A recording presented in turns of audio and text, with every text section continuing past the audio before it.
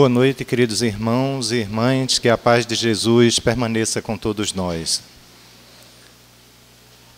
A noite de hoje nos brinda com um tema muito interessante, que é uma passagem onde Jesus diz que haverá um só rebanho e um só pastor.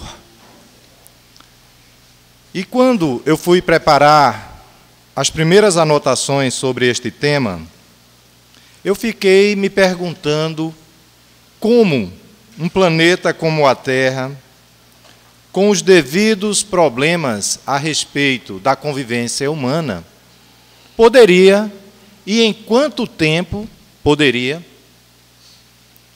encontrar finalmente a condição de sermos um só rebanho e um só pastor. No sentido que Jesus coloca, de que teríamos uma única percepção de Deus e nos veríamos como integrantes de uma mesma família. Um só rebanho, aqui compreendido, um só pastor, para um só rebanho na terra. Então, eu me perguntava isso e relia as passagens das predições do Evangelho, em que Jesus faz referência a um só rebanho e a um só pastor. E vou reler com os amigos, com os irmãos, quando Jesus diz assim: tenho ainda outras ovelhas que não são deste aprisco. É necessário também que eu as conduza. Elas escutarão minha voz, e não haverá senão um rebanho e um pastor. Isto está escrito lá em São João, no capítulo 10, versículo 16. Quando Jesus se refere nesta passagem que ele tem outras ovelhas que não estão no aprisco dele, ele dirigia-se aos discípulos amados e aos seus seguidores. Em um dado momento de sua passagem, quando ele, olhando para aquela multidão que o acompanhava, já tendo manifestado o seu poder de operar os milagres, de curas, de refazimento espiritual, e que já tinha ganhado notoriedade, Jesus arrebanhava uma multidão de pessoas que o seguiam tanto para buscar a cura, quanto para escutar suas palavras poderosas, envolventes, que deixava a todos embevecidos com o poder magnetizador de amor, de confiança no futuro. Quando ele olhou para aquela multidão e disse que havia outras ovelhas que não estavam naquele aprisco, ele se referia a si, portanto, como o pastor. E dizia para aquelas pessoas que há outras ovelhas fora daquele círculo dele, que ele queria também trazer e transformar, portanto, em um só rebanho e um só pastor. É uma lição que já dura quase 2000 anos. Às vezes a gente diz, faz 2000 anos que Jesus esteve aqui. Não, não faz 2000 anos que ele iniciou a sua pregação.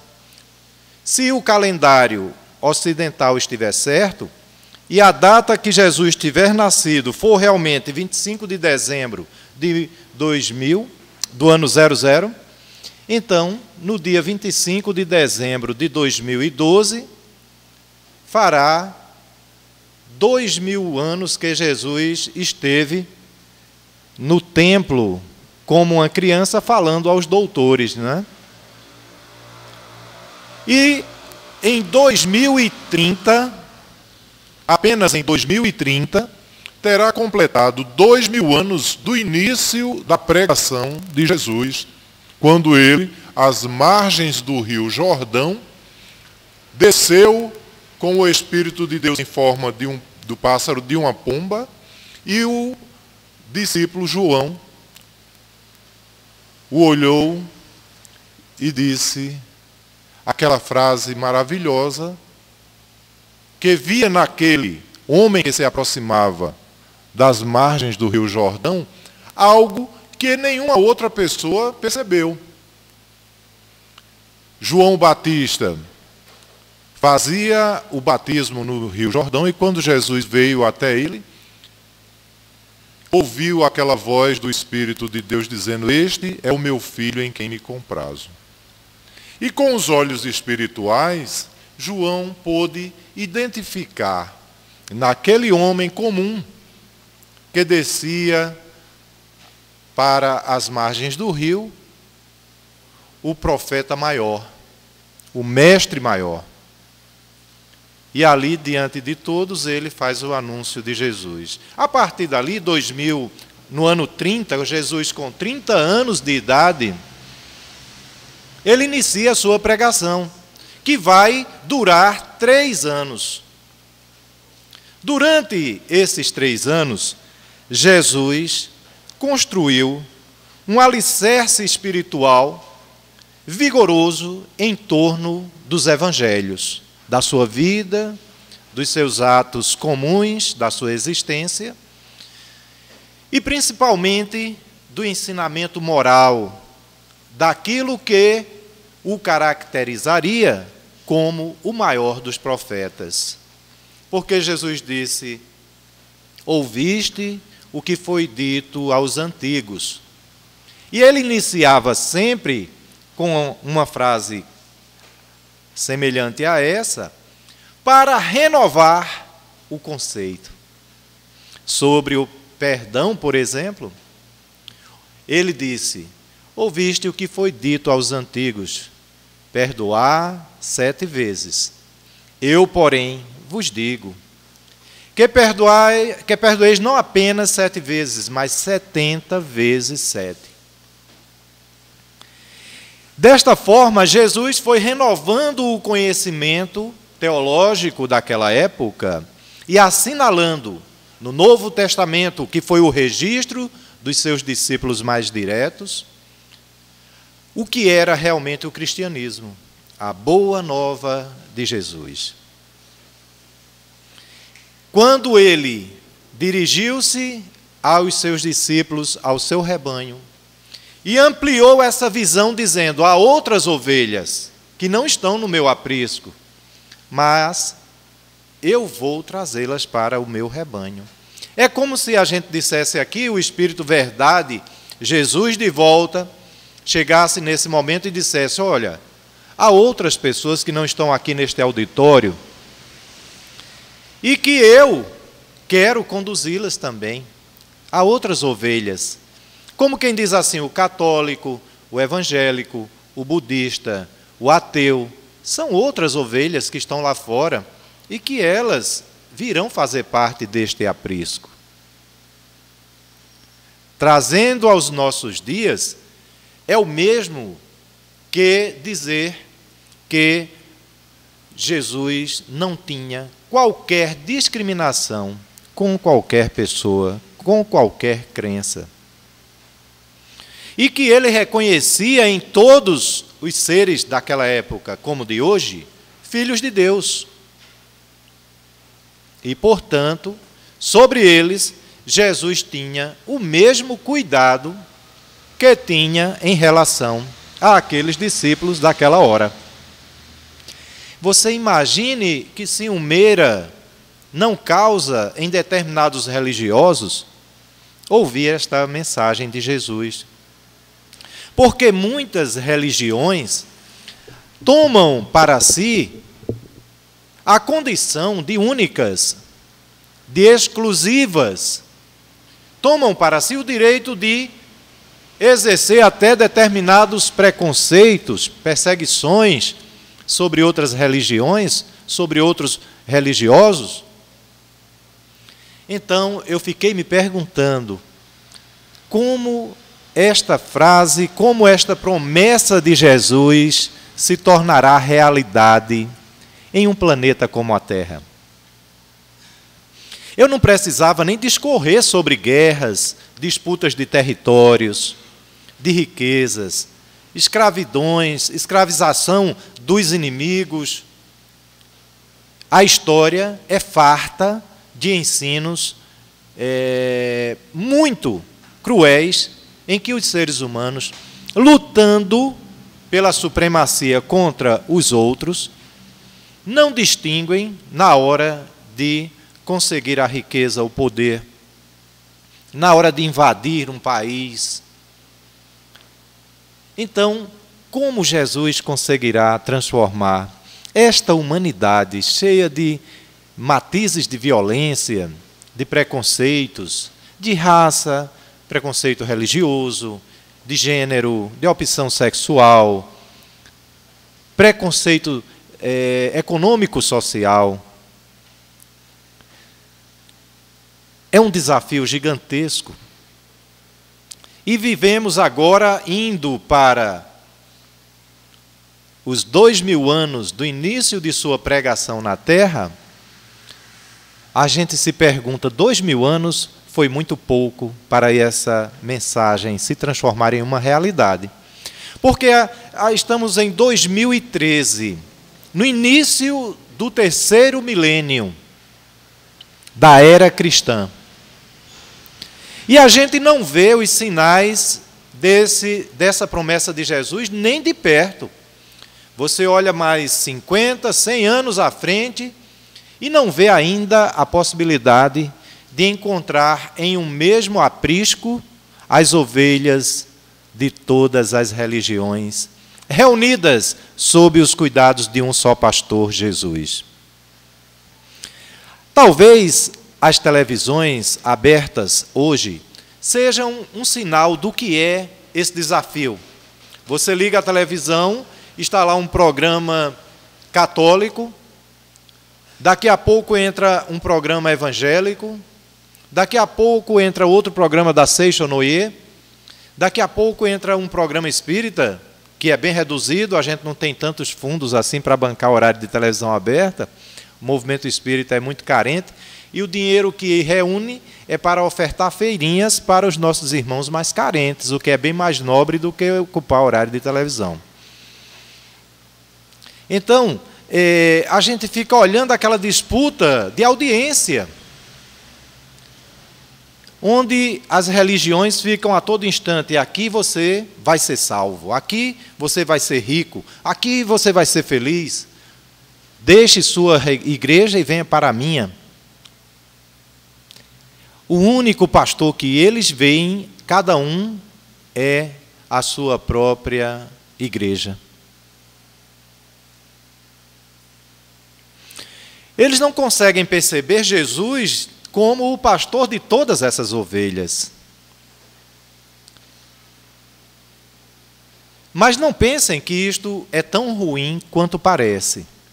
De certo modo, essa disputa religiosa por audiência favoreceu, de alguma forma, no lugar de você ligar a televisão de meia-noite, 1 hora, 2 horas, 3 horas da madrugada, e estarem lá passando filmes pornográficos, não é? Todo tipo de matéria de violência, tem um pastor, tem um padre, tem um espírita, tem um Seixonoye pregando algo de bom. Fora a disputa religiosa, há uma mensagem sendo transmitida. Há uma mensagem do Evangelho. E às vezes eu me detenho um pouco em algum desses programas e fico vendo, analisando, ouvindo com calma o que está sendo falado e procuro tirar um pouco, dar um desconto para essa parte da disputa da audiência e vejo que o Evangelho é comentado. A Bíblia é estudada. Então você imagine, por volta aí da meia-noite, 1 hora, chega uma pessoa cansada, que a insônia, as preocupações, os estresses da vida não o deixam dormir, e a única alternativa que ele tem, por falta de dinheiro para ir farrar, ou porque sobrou farra e sobrou dinheiro no bolso, mas ele tem que estar em casa sozinho agora pensando o que fazer da vida, porque às vezes a gente pensa que ter muito dinheiro não tem tempo para se preocupar com problema. É engano. Uma pessoa com dinheiro viaja ao mundo, vai para Dubai, vai à praia, vai a Havaí. Daqui a um mês ele para de novo, senta com ele mesmo e diz: que vazio imenso dentro do meu coração. Aí ele viaja de novo, pega um avião, faz uma farra, gasta com carro, vai para o shopping, traz o carro cheio de compra, tem nem tempo de guardar no guarda-roupa, tamanha a despesa que fez, se senta depois na cama e está sozinho. A dor no peito é a mesma de alguém que olha para o guarda-roupa, que olha para a cozinha, para a geladeira e não tem o que comer, e às vezes também se senta e chora sozinho. O homem se nivela na dor. Então, quando chega aquele momento da dor, do sofrimento, do desengano, ele deita na cama, num sofá, numa cama, em qualquer lugar, liga a televisão, tem um padre, tem um pastor, tem um espírita, tem um Seixonoye dizendo algo ao coração dele. Falando a sua alma. Valorizando a Jesus. Aí a gente diz, não, isso tem uma finalidade também. Se eu der um desconto da disputa religiosa, há algo sendo bem feito ali. A mensagem de Jesus está chegando a alguém. Eu só me preocupo quando vejo um religioso, seja ele de qual religião for, atacando outras religiões, usando aquele espaço para falar mal do outro. Mas quando eu escuto a palavra de Jesus, eu fico feliz. Então, meus amigos, um só rebanho e um só pastor é um desafio grandioso, imenso. Vamos pensar do ponto de vista de várias matrizes do pensamento humano. Do ponto de vista político, a gente tem em cada estado um chefe, um governo.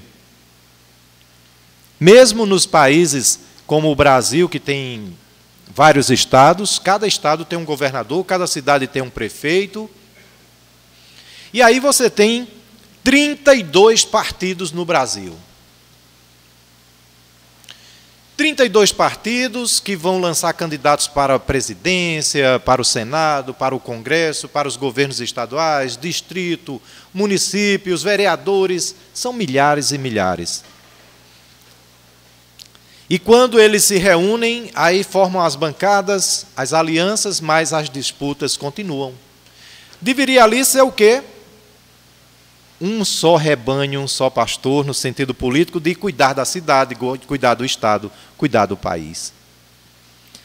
Mas as brigas ferrenhas, as disputas, ao invés de cumprir com sua função pública, o político se preocupa, em muitas vezes, em enriquecer, em puxar a brasa para a sua sardinha, ou puxar a sardinha e a brasa tudo junto para perto dele. Do ponto de vista dos países, aí a gente tem mais de 200 países no mundo. Cada um país, uma cultura diferente, leis diferentes, uma constituição diferente. Quando se reúnem na ONU, que é uma iniciativa vanguardista deste preceito de Jesus, é a Organização das Nações Unidas. Quando lá se reúnem 150, 180 chefes de países para discutir os problemas do mundo, eles não entram em acordo.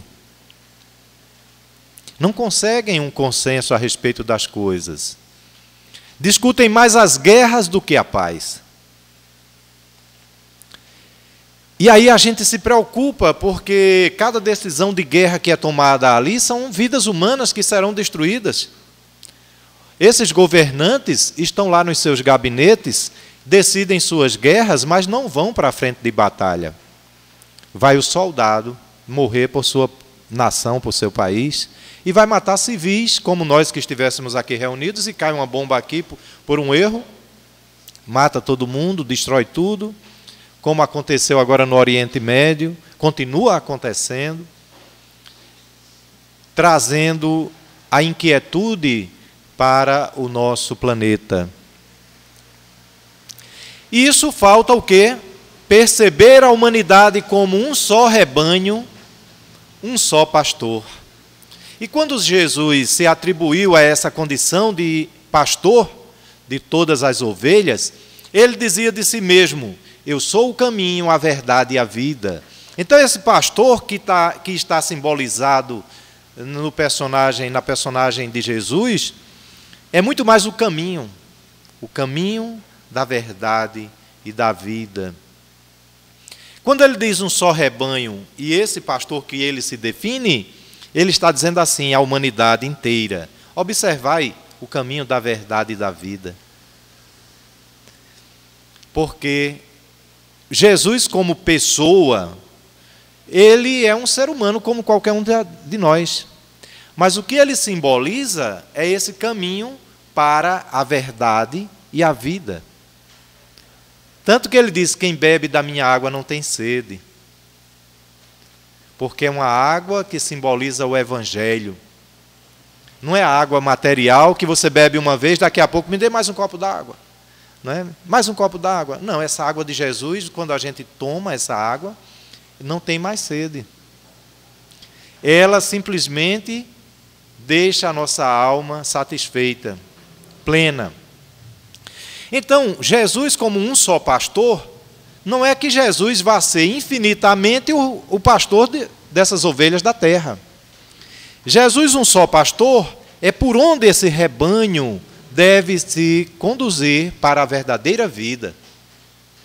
Depois de alcançada essa condição, Jesus cumpriu seu papel de governador espiritual do planeta Terra, e a gente, cada um, prossegue na sua jornada evolutiva, encontrando outros Cristos na jornada infinita do universo.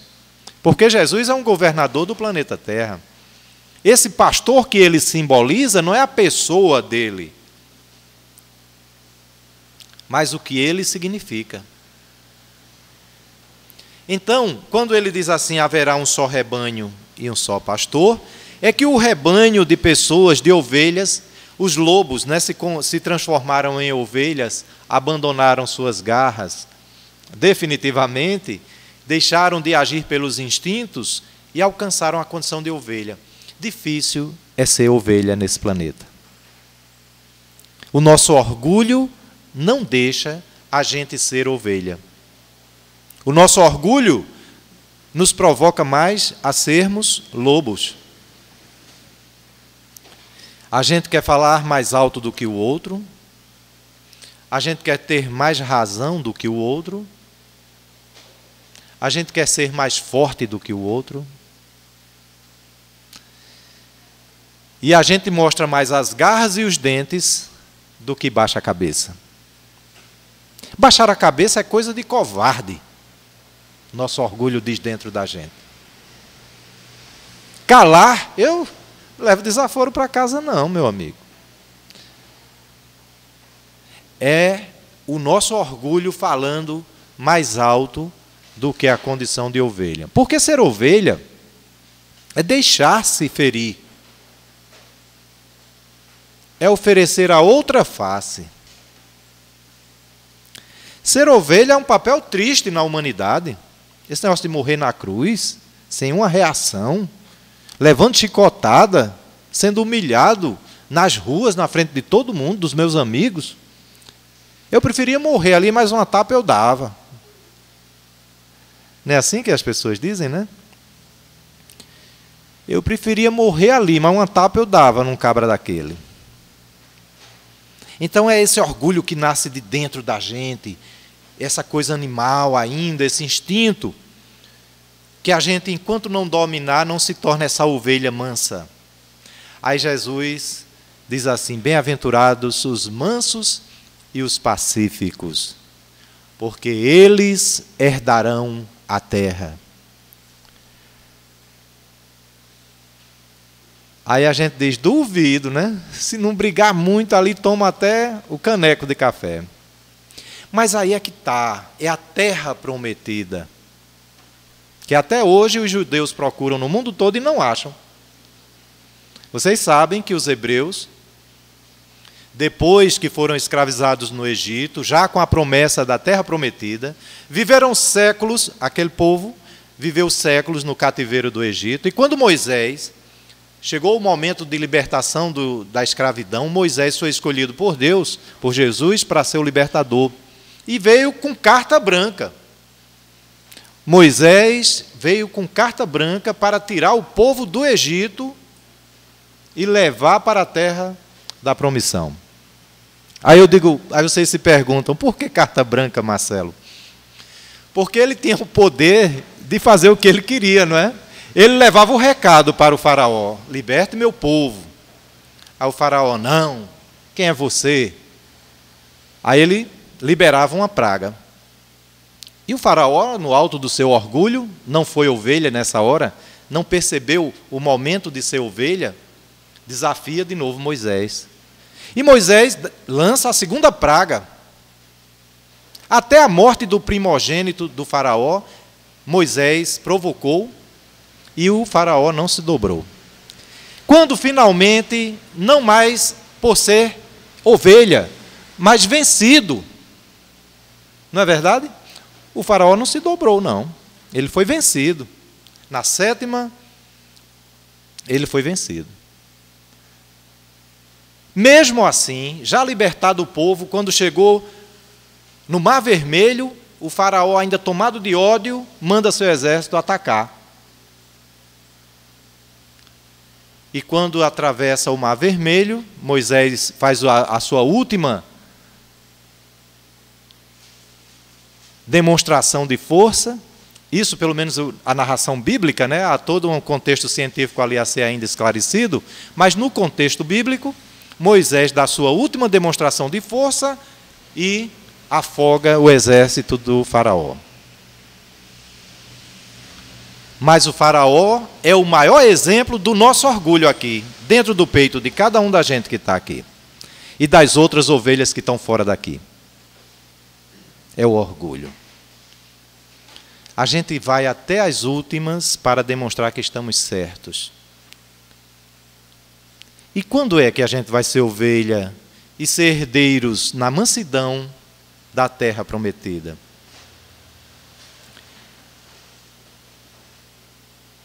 É difícil, não é? Deixa eu dar um exemplo bem próximo de cada um da gente aqui. Porque essa coisa da terra prometida é mais distante. Quando a gente diz assim, mas eles estavam no deserto, estavam à procura de um lugar para descansar, onde tivesse água, onde tivesse fruta, onde eles pudessem criar seus animais, domesticar, onde eles pudessem colher, plantar e sobreviver. Os judeus, desde aquela época que saíram da escravidão egípcia, até hoje procuram seu lugar. Na década de 60, 70, a ONU determinou que aquele espaço onde eles hoje estão fosse definido como Israel, e lá eles moram até hoje brigando com os palestinos. Mas é um símbolo. Olha, aquilo é um símbolo. A terra prometida não era a terra física. Quando prometeram... E aí eu vou agora juntar a história humana com a história espiritual. Fiquem atentos, porque são duas trajetórias diferentes. Vocês já devem ter ouvido alguma palestra ou leram algum livro, que nós somos oriundos do planeta, do sistema Capella. Um planeta que tinha condições geológicas, físicas, de relevo semelhantes à da Terra, e que passou por um processo de evolução, e os espíritos que não podiam ficar lá por conta de suas imperfeições, porque não tinham alcançado a pureza necessária espiritual para ficar na terra prometida lá de Capella, eles foram degradados, foram convidados para irem para um planeta inferior, onde eles dariam continuidade à sua evolução espiritual. E aí vieram eles, esses espíritos, para a terra, e Jesus os recebeu em uma grande assembleia no mundo espiritual. Isso há milênios. E no mundo espiritual, Jesus levou a grande mensagem de boas-vindas para aqueles espíritos que estavam vindo de outro planeta e disse: sejam bem-vindos, meus queridos irmãos. Aqui encontrarás o trabalho, a luta diária, os desafios, as dificuldades, que já superastes lá no teu planeta, mas que por falta de terem dominado o orgulho, a vaidade e o apego às coisas materiais, à violência, foi necessário reencontrar-se aqui, neste planeta quase primitivo, para dominar de novo os matos, as pedras. E diante desse desafio, enquanto aprendes, enquanto evolui, cuida dos nativos, dos outros seres humanos que na Terra estão em processo de crescimento espiritual. Mas depois voltarás para a tua terra. E aí ficou aquela mensagem grandiosa no coração daquelas criaturas espirituais. E todos os profetas que decantavam isso, falavam desse retorno, dessa saudade de Capela. E esses espíritos ficaram com foco naquela terra prometida, que na verdade era uma saudade. Eu costumo dizer, imagine a gente aqui, nós que reclamamos do transporte, reclamamos que falta água um dia ou outro, essa cama dura, e de repente, como a gente não passou na prova do mundo, da evolução, aí vem um Jesus e diz para a gente, vocês infelizmente foram reprovados, não aprenderam as leis do amor, não responderam bem à paciência, à tolerância, continuaram sendo violentos, vão voltar para um planeta, aliás, vão ser levados para um planeta onde haverá trevas e ranger de dentes. Olha só, que muita gente diz assim, será o inferno? Mas o inferno não, é um planeta lá que você não tem luz elétrica, não tem cadeira para sentar assim. Você renasce no meio de primitivos, disputando com as feras o pão de cada dia. Seu marido vai sair para caçar, a chance dele voltar de meio-dia com alguma carne, sei não, tem uns tigres lá de uns dentões de sabre assim, que ele vai ter que se livrar deles para chegar em casa com a comida. E você vai morar nas cavernas, subir em pé de coco, para tirar o coco. Difícil. Aí diz lá na Bíblia, onde haverá trevas e ranger de dentes. Trevas porque não tem luz.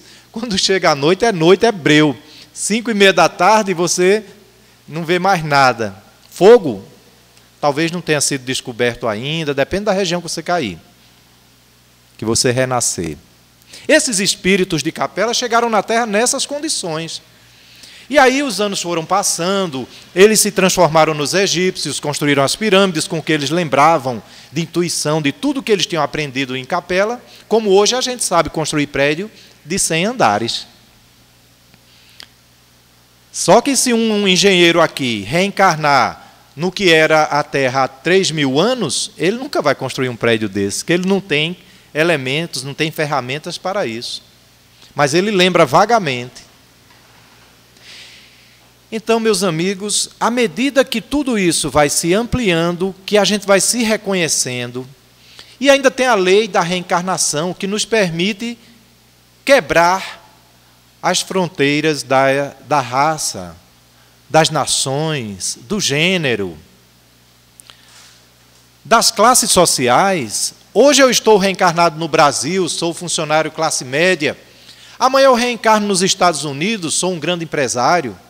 Amanhã eu estou em São Paulo reencarnado, posso estar cuidando da limpeza de uma casa. Amanhã eu posso estar reencarnado na Palestina.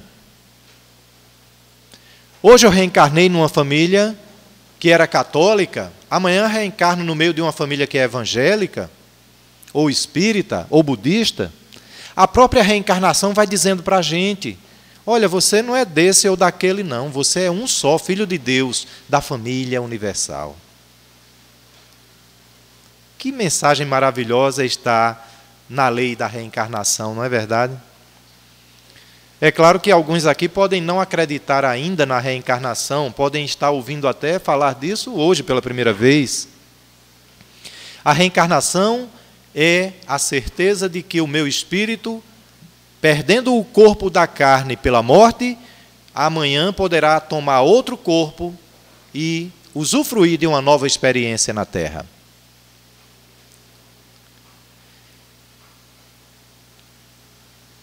E aí a gente se reconhece um só rebanho. todos os orgulhos são quebrados.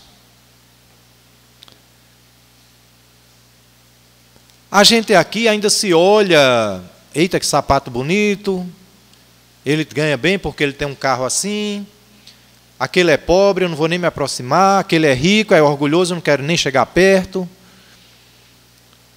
Esse tem mais, eu tenho menos. A gente ainda faz essa coisa com base no aspecto material, econômico. A gente discrimina as pessoas pelo aspecto socioeconômico. A morte derruba tudo isso, nivela todos nós aqui. O cemitério da Boa Sentença. Os familiares ainda fazem um templo mais caro, né? um enterro mais rico, o caixão mais bonito, mais caro, mas a terra trata todo mundo igual. Destrói o caixão, destrói a roupa, a carne, sobra o osso por algum tempo. E o espírito livre, liberto, intocável, a alma plena, viva, é só o que interessa. Quando a gente se encontra no mundo espiritual, ainda se distingue por ter mais luz ou menos luz. A luz no mundo espiritual significa a evolução moral e espiritual. Quanto mais luz, mais moral, mais espiritualidade. Quanto mais trevas, mais ignorância, mais dor, mais ódio. Aí, a gente quando pensa nisso, lembra de Jesus de novo. Não junteis tesouros nos céus, onde os ladrões vêm e roubam, as traças roem. Junteis tesouros que possas levar ao céu. São os tesouros da alma, da bondade, da paciência, da tranquilidade, do equilíbrio interior, mesmo diante das dificuldades. Porque aqui na terra, tudo passa. A alegria passa, a tristeza também passa. A chuva passa, o sol vem, mas também passa. Mas não passa aquilo que você construiu dentro de você mesmo. É uma riqueza imensa que você aqui na terra pode usufruir dela gratuitamente. Não custa nada você ser uma pessoa iluminada, equilibrada, pacífica, boa. Mesmo sendo tudo isso, não se engane que vai conquistar todas as pessoas. Às vezes a gente faz as coisas, é bonzinho, ou é isso, para convencer alguém, para conquistar a simpatia de alguém. Aí a gente está fazendo para os outros. Quando você conquista essa condição interior, ela vale para você e vale para os outros. Mas não se engane, nós não vamos conseguir ser bem visto, admirado, amado por todo mundo que nos rodeia. Jesus, que foi o mais perfeito, não foi tratado com amor por todos. Agora, uma coisa é você agir corretamente dentro da ordem, da justiça, da verdade, do amor, e por isso você ser tratado mal. Porque quando procuraram Jesus e mostraram a ele o tributo que tinha que pagar a César, ele olhou e disse: de quem é esta imagem aqui? É de César. Então dai a César o que é de César, e a Deus o que é de Deus. Foi assim que Jesus foi conquistando o povo e a antipatia dos poderosos. Os hebreus de sua época, os romanos, as pessoas que queriam dominar o povo, as pessoas que não admitiam serem contestadas diante da verdade simples e diante do poder magnetizador de Jesus sobre o povo, se sentiram ameaçadas. E Jesus foi preso, torturado, crucificado, morto. É possível que você sendo a ovelha da mansidão, a ovelha da sabedoria, a ovelha que compreende o presente e o futuro, a ovelha que tem um olhar espiritual sobre os acontecimentos da vida, que silencia e deixa os tolos falarem.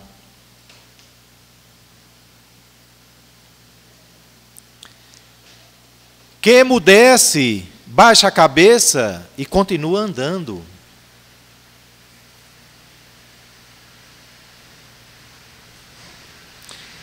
Que tem o foco na briga interior com suas más tendências, com seu orgulho, com seu egoísmo, com sua vaidade, para melhorar-se. Sua energia é voltada para fazer o bem a si e ao próximo.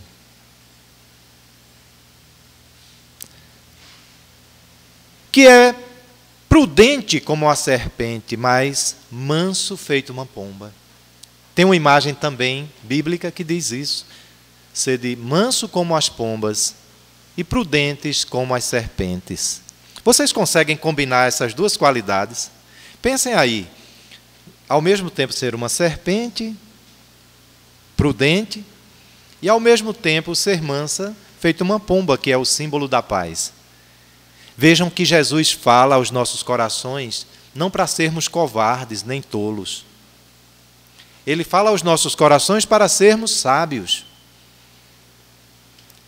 Porque você combinar a prudência de uma serpente com a mansidão de uma pomba, é alguém que tem um alto equilíbrio fantástico. É alguém que sabe seguir o caminho sem ser percebido. É alguém que não passa embaixo do pé do caminhante. Alguém aqui já pisou em cima de uma cobra num caminho? Você pode ter saído do caminho e ter pisado no ninho da cobra. Eu duvido você, caminhando na estrada, no caminho, pisar em cima de uma cobra. É raro. Porque a cobra, ela segue o seu caminho, às vezes sem ser nem percebida. Então, sede prudente como a serpente, que sabe por onde caminhar, sabe os caminhos, para não cair nas armadilhas, para não ser pisoteada. Tem uma história muito interessante, que é narrada num livro psicografado por Chico Xavier, onde ele conta um pouco dessa história sobre a serpente. Conta que um anjo sempre vinha à terra e orientava as pessoas, os animais, sobre como se conduzirem na vida. E descendo certa vez, ela ouviu muitas reclamações das crianças, das mulheres principalmente, que diziam, ao passarem em determinado lugar, num caminho, a cobra sempre as atacava. Sempre as atacava. E aí o anjo foi até aquela cobra e disse, mas por que você faz isso? É que elas passam perto de minha morada, me interrompem, me perturbam. E eu não as quero assim tão perto. Aí o anjo admoestou a cobra, falou-lhe ao coração, mostrou a importância da boa convivência, disse que ela estava errada e a cobra, arrependida, prometeu ao anjo mudar o seu comportamento dali para frente. E o anjo se foi para mais outra jornada pelo universo e tempos depois voltaria reencontrar aquele povo, aquele povoado, aquele lugar e, preocupado, lembrando de suas orientações, a cobra foi até ela e surpreendeu-se. A cobra estava toda maltratada. As crianças passavam, chutavam o rabo dela, o maracá já nem batia mais direito, era tanta pancada, toda machucada. Mas o que aconteceu? A cobra disse, não, é que o senhor não mandou eu ser mansa. Agora a criançada passa aqui e dá até pontapé. Aí o anjo disse, sim, eu disse para você ser mansa, mas tem que balançar o maracá, vez por outra.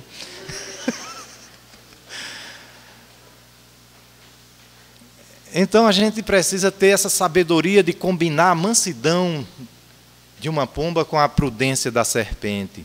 Mas às vezes balançar o maracá. Quando a gente vai passando no caminho que vai aquele negócio dentro do mato, o que é que a gente faz? Eu corro. E vocês? Mas não precisa morder, né? Botar o veneno para fora. Basta balançar o maracá. Então, essa combinação que a gente precisa ter na vida, porque é uma espécie de dignidade sem ofensa. É uma dignidade que não é violenta.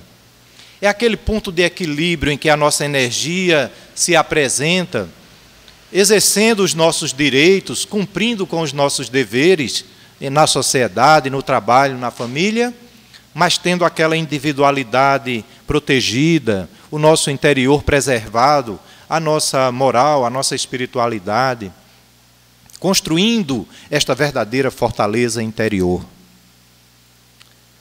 É isso que Jesus chamou de ser manso como as pombas e prudentes como a serpente. É para essas pessoas que Jesus prometeu a terra quando disse: bem-aventurados os mansos e os pacíficos, porque elas herdarão a terra.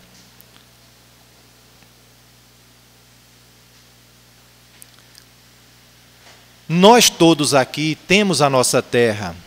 E eu falava que eu ia trazer para bem pertinho dos nossos corações. A sua casa é a sua terra, do ponto de vista material.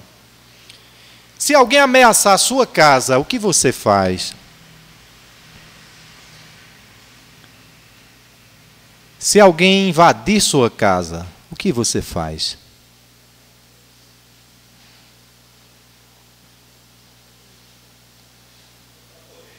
Bota para correr, não é não, meu irmão?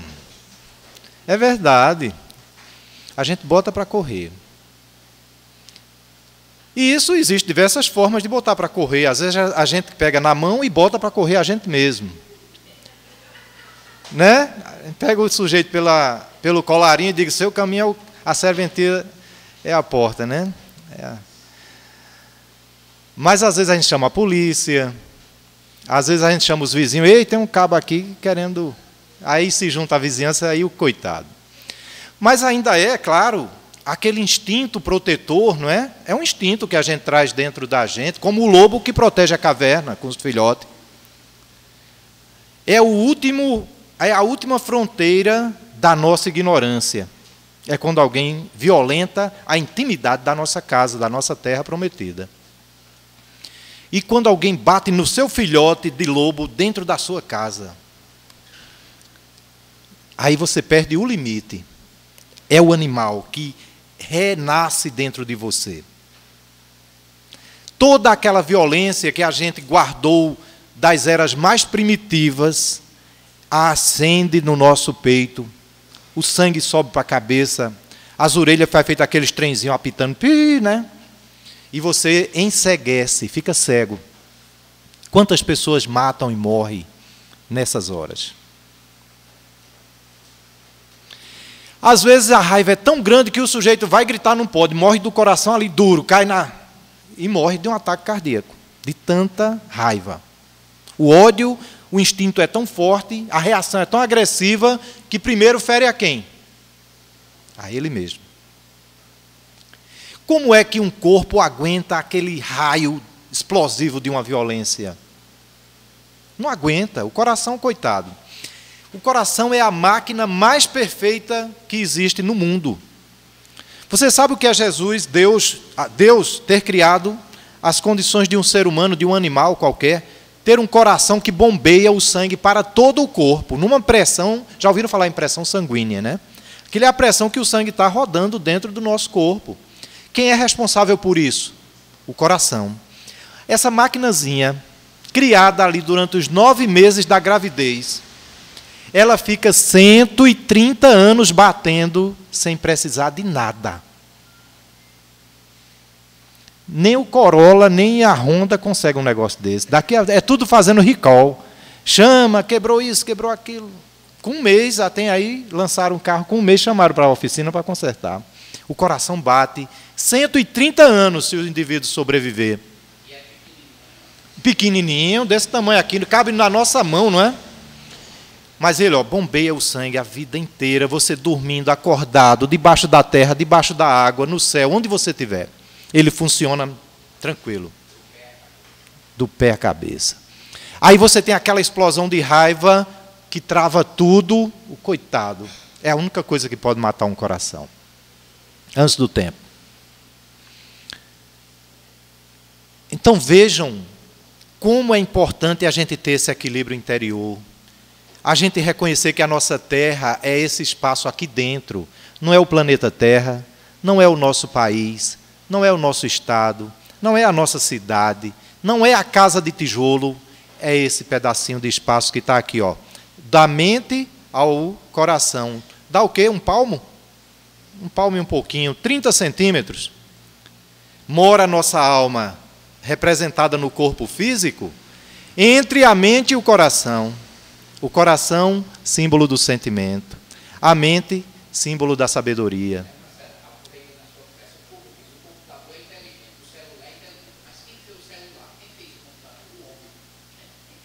É. Muito mais. Tudo que existe no computador, nos robôs, são meras imitações do funcionamento do ser humano. Tudo, tudo, tudo. Então, meus amigos, essa é a nossa terra prometida, nossa mente e nosso coração. Esse é o verdadeiro e único patrimônio espiritual que a gente leva para todos os lugares do universo. Se você for para o outro lado do universo, você está levando esse pedaço dentro de você. Essa memória.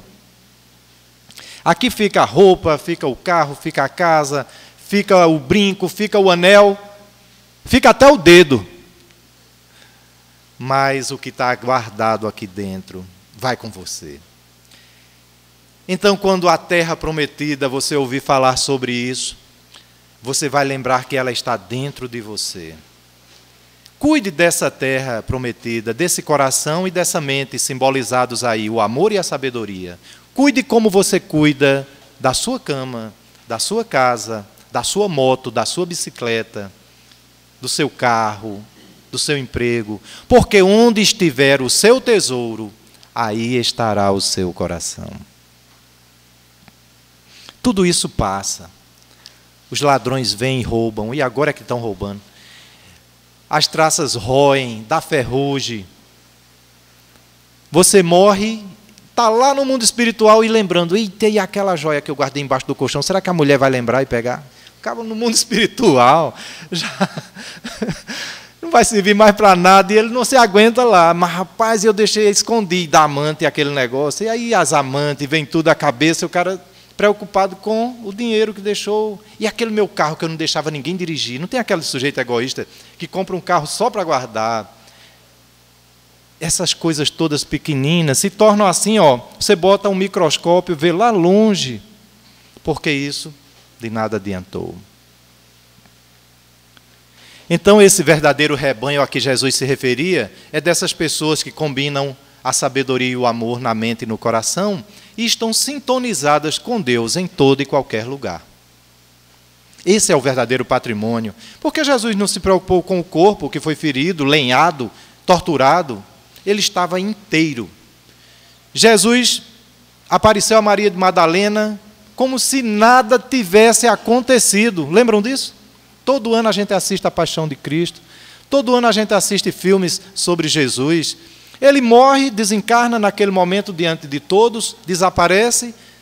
Quando Maria de Madalena o encontra às portas da tumba, é como se ele nem... Parece que estava mais jovem. E ela tanto é que ela não acredita. Tiago, o apóstolo incrédulo, né? Diz, não, eu não acredito. Aí Jesus tem que fazer ele tocar nas suas feridas, que naquela hora aparecem, porque Jesus fez aquilo. Por que apareceu a ferida na mão espiritual de Jesus? Para Tiago acreditar. Não precisava daquilo. Então, esse rebanho que Jesus se refere, é um rebanho no sentido de identidade, conhecimento, atitude. Levem o que quiser, nunca levarão minha alma. Nunca roubarão meus conhecimentos. Jamais afetarão minha fé. Nunca tirarão de mim a crença que eu tenho. Jamais. nada me afetará. E se algum dia, Jesus já percebendo que isso poderia acontecer, eu me preocupar pela falta de algo, mesmo do que comer, lembrarei de Jesus dizendo: observai os pássaros nos céus. Eles não semeiam, nem ceifam. No entanto, nada lhes falta. Olhai os lírios nos campos. Eles nascem, os lírios, da lama, nos charcos. No entanto, nem Salomão, em toda a sua riqueza e glória, se veste melhor do que um lírio. Então, se Deus provê à natureza, aos pássaros, o alimento e a vida, por que faltará a ti, que és filho, que és espírito como Deus, que és semelhante a Deus, de todos os seres da natureza? Nada faltará. Morre um corpo, eu renasço em outro.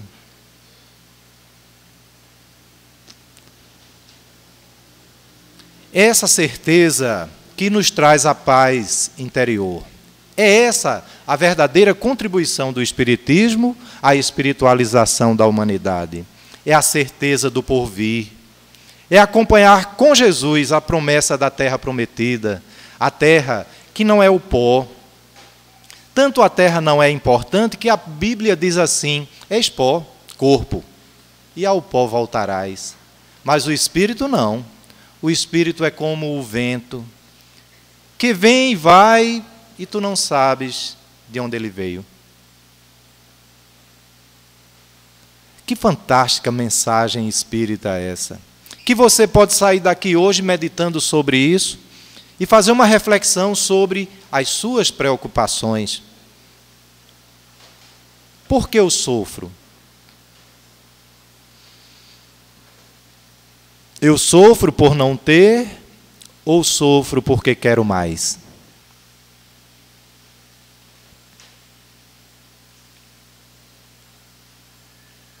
Porque cada um de nós nasce com a vida e vive na vida, obedecendo aos planejamentos superiores da nossa reencarnação na Terra. Nos revoltarmos contra essa vida que nos foi ofertada como oportunidade de crescimento é não compreender o porquê de estarmos aqui. Então, sejamos felizes. Busquemos a felicidade, mas não a felicidade que se baseia na alegria do riso, a felicidade que se baseia nessa condição interior plena de amor e de sabedoria. Nos identificaremos todos assim. Não ficaremos iguais. Cada um de nós tem a sua personalidade.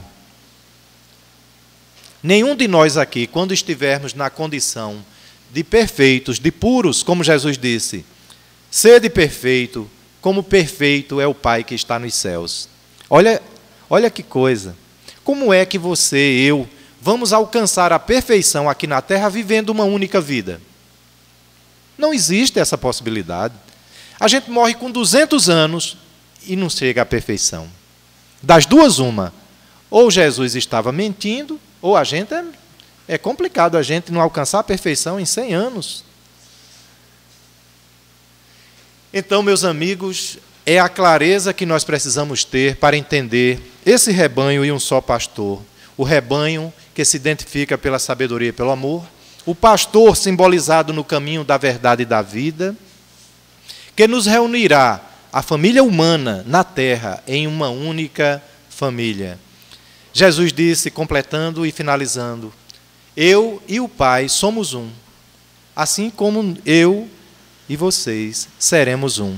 É essa a identidade do rebanho e do pastor a caminho da perfeição. Que Deus, na sua infinita misericórdia, nos abençoe e nos ilumine hoje, amanhã e sempre. Que assim seja.